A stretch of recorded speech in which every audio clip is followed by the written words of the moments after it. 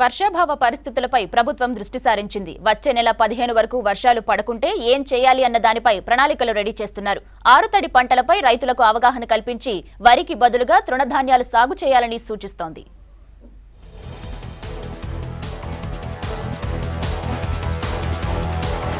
వర్షాభావ పరిస్థితులను ఎదుర్కొనేందుకు సర్కార్ ప్రణాళిక సిద్ధం చేస్తోంది. వచ్చే నెల 15 వరకు వర్షాలు పడకుంటే రైతులకు ప్రత్యామ్నాయ మార్గాలు సూచించనుంది.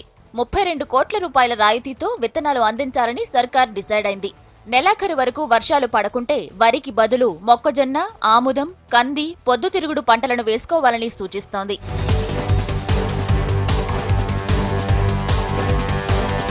ఆగస్టు 15 కల్లా 1,50,000 క్వింటాళ్ల విత్తనాలు సిద్ధం చేయాలని అధికారులకు ఆదేశాలందాయి. 10 రోజుల్లో వర్షాలు పడకుంటే రైతులకు రాయితీ విత్తనాలు అందించే ఆలోచనలో ఉంది సర్కార్. ఇప్పటి వరకు మొలకెత్తని గింజల స్థానంలో ప్రత్యామ్నాయ విత్తనాలపై రాయితీ ఇవ్వనుంది. మరోవైపు పత్తి మొలకలు ఎండిపోయిన పొలాల్లో మళ్లీ అవే విత్తనాలు వేయటానికే రైతులు మొగ్గు చూపుతున్నారు. వారం రోజులుగా కురుస్తున్న చిరు జల్లులతో ప్రత్యామ్నాయ పంటలపై ఆసక్తి చూపటం లేదు. దీంతో రాయితీ విత్తనాల కోసం రైతుల నుంచి డిమాండ్లు ఎక్కువగా రావటం లేదంటున్నారు.